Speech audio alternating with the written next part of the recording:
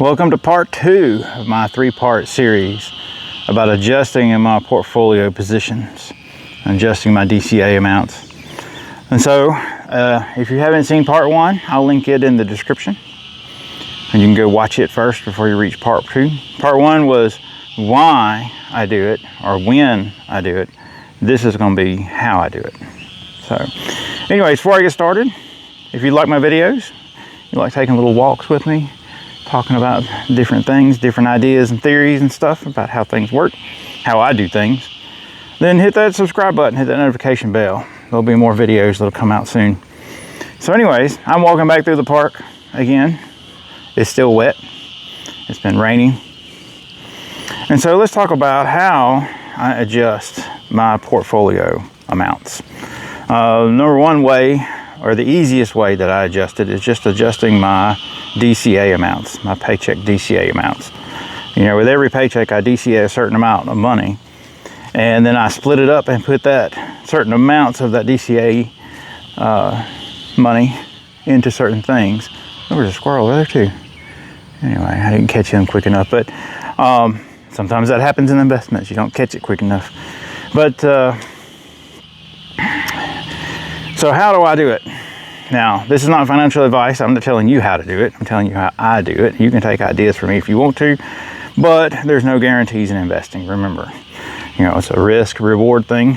You risk money in an attempt to get a reward from it.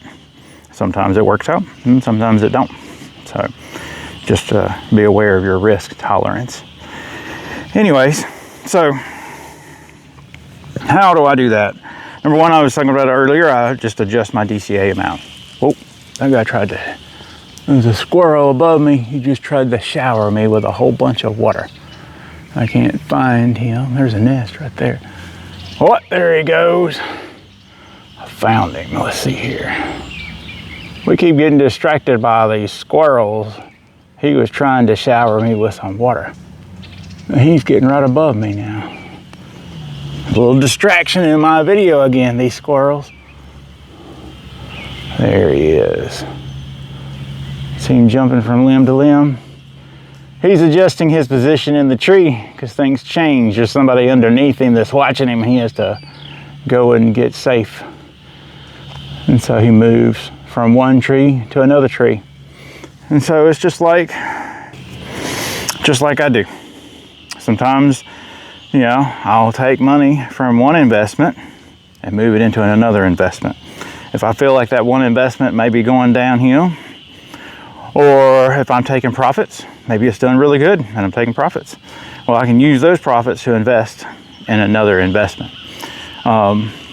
Just like my most recent video, I think, well, not my most recent video, but in the past I was talking about how I've got some new ETFs that I'm looking at investing in it. And what I do is I put money in my BTCI ETF, and I use the profits, the dividends from it, to invest in knee-high and stretch, and I'm probably going to add another one next month or in June, top W. Anyways, and so I just recycle the earnings there, and that'll inherently grow their positions. If I think they're long-term, then I'll invest more. If I don't think it's going to last very long, then I won't put very much money in it.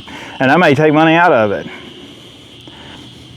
There was an investment that I was in probably a few months ago that was paying out on a regular basis, but they had to do some adjusting on the back end. And sometimes investors are very skittish, I think is the word I would use, or gun shy or whatever.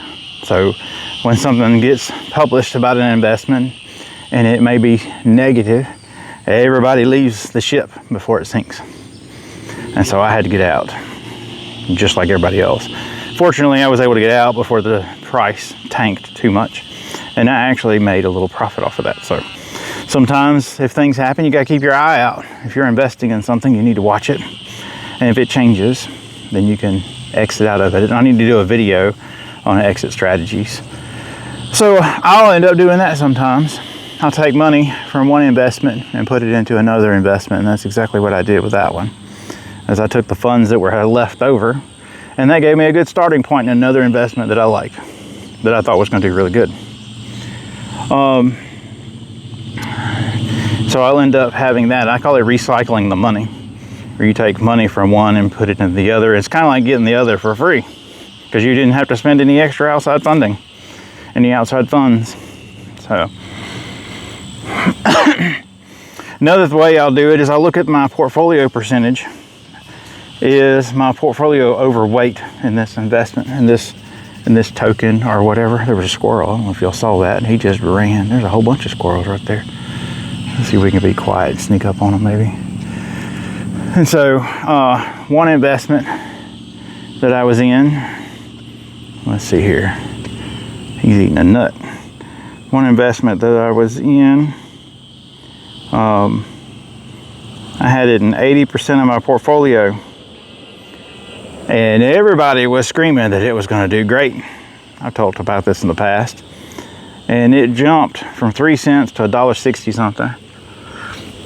And then it tanked back down to 11 cents. And I'd taken out some money, but I should have taken out a lot more. And so that was a learning experience. So once things get profitable, I need to start taking profits and take that money out, because really, I ain't make no money unless I take it out. I have my earnings go up, but my profit does not. So I need to take that out as well. So, if I decide that maybe there's a new product in that same ecosystem, then what I'll do is I'll adjust my portfolio percentage into that new product if I like it. And maybe I can use the money inside that ecosystem, just recycle it and build up a position in that product. So anyways, that's kind of a little bit of the ways that I do it. And so, like I said, I just go over really easy. I would just adjust my DCA amount. Instead of putting money in here, I put money over there. I'll move money from one project that might be failing into another project that might be blooming. Or I'll take profits from one project and put it into another project.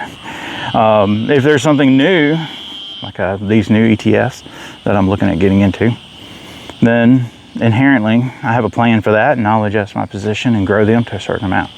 So anyways, how do you adjust your positions and things? How do you take profits? How do you move your money around in your portfolio?